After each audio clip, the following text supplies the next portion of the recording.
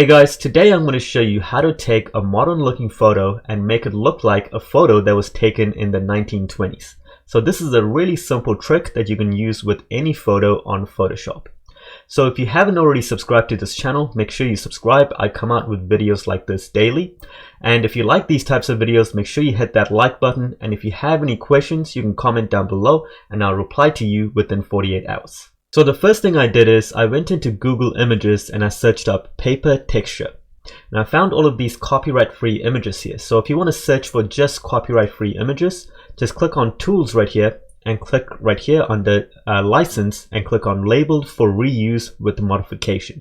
That means you can use this image for free and you can also modify this image without the owner's permission. So we have this texture here. It's a nice looking texture. So let's right click on this and copy this image. And I'm going to go back to Photoshop and let's paste it in by pressing Ctrl V or Command V if you're on a Mac. So I'm going to slightly resize this image just so it just fits into the canvas and make sure there's no gaps at the bottom. Yep, that looks good. And it doesn't really matter if you make this image disproportionate because I do want those edges to come out as well, because we're not really going to fully see this image either. It's going to be kind of blended into to the background. So next, I'm just going to rename these layers. So the first layer, I'm just going to name it photo. And the second layer, I'm going to name it texture. Oops. So to rename a layer, you just double click on it and just type in the name. So we have photo layer and the texture layer. So on the texture layer, I'm going to give it an effect by clicking here. And let's give it an effect of, yeah, let's just say multiply. So that's not the effect that we're going to stick with, but we're going to see how this looks under a black and white color. So to get a black and white color, I'm going to click on this little circle icon right here and choose black and white. So they'll just make a black and white. And if you play around with this graph here, you can see how you can make certain parts of the images darker and certain parts lighter and things like that. So if you move this right, it gets a bit darker. If you move it to the left, yep, gets more darker, so you can have more exposure there. And in the old photos, there's actually a lot of white, so you want to try to get those whites in there as much as possible as well. There we go. Yeah, not too much, I guess just slightly somewhere in the middle like that. It's pretty good.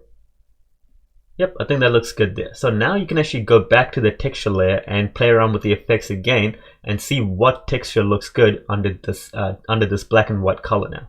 So before we had it on multiply, so let's try darken. So darken looks pretty good. Color burn looks good. Linear burn, that also looks pretty good, but it's a bit too bright, but we can also turn the brightness down. That's also quite bright as well. It's called soft light. And let's see, so those ones. Divide also looks quite good. So I think I actually quite like that one because there's a lot of white, but you can still see the image.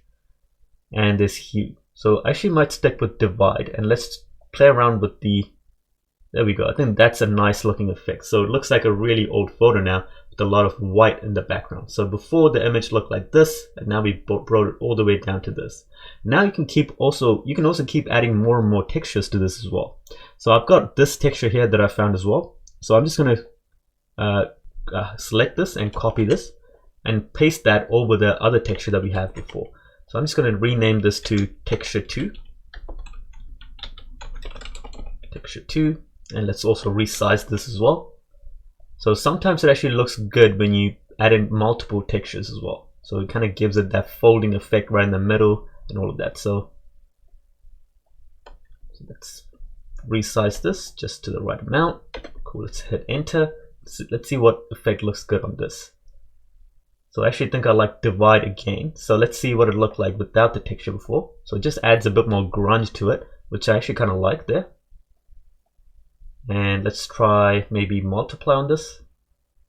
Yeah, I think that looks really good as well, but I think there's a middle part that's actually kind of looks a bit ugly there. So what we can do is just mask that. Or we can just kind of erase it. So let's just choose the eraser tool right here. Let's make the brush size a little bit bigger. And let's just erase that bit right here. Cool. And let's zoom out a little bit. That looks really good. So we have a nice looking old photo that looks like it was taken in the 1940s. So you can keep adding a little bit more of an effect by adding some written fonts on this. So there's a font called, let me just grab that. It's called Black Pink Summer. So what you can do is just type in your name. I'm just going to type in the name of this channel. So Shape Shop. And I can just put it right here. Maybe flip it around or something like this. And maybe even add in the ear as well. So I can maybe make another layer of that. And maybe I'll add in like 1926 or 26.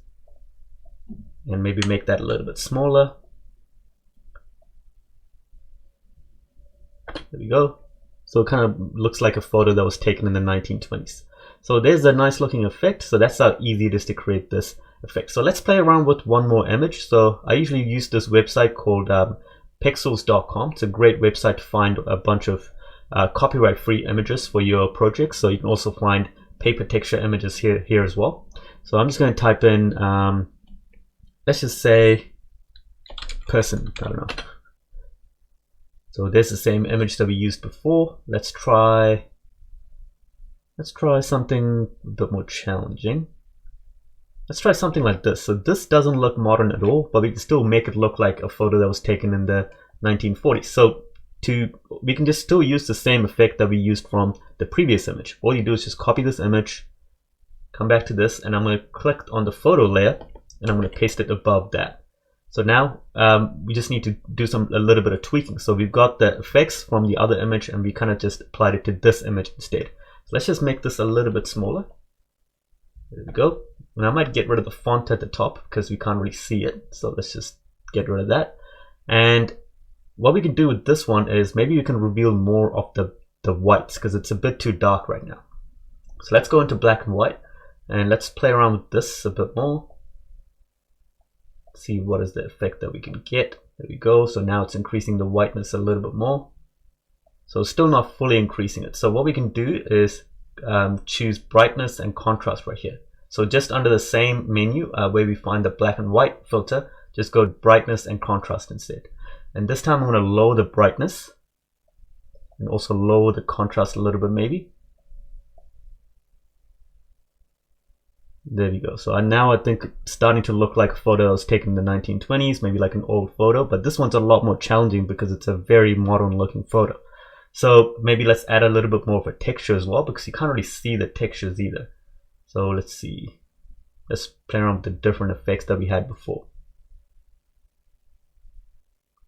So that's a lot of white there, and this looks like a really old photo, maybe like a photo taken in the 1900s that's under vivid light. So we're getting some really cool effects, but still need to kind of, oh, there we go. So that's quite an effect. Maybe you can lower the opacity on this texture a little bit so we can, I think now it's starting to look like a really old photo now. So now it's starting to look like a photo that was taken in the, maybe even like early 1900s. So if you want to add some fonts to this as well, maybe you can just change the colors to this, to white. So you can actually see it more clearly. Yep, that's much better now.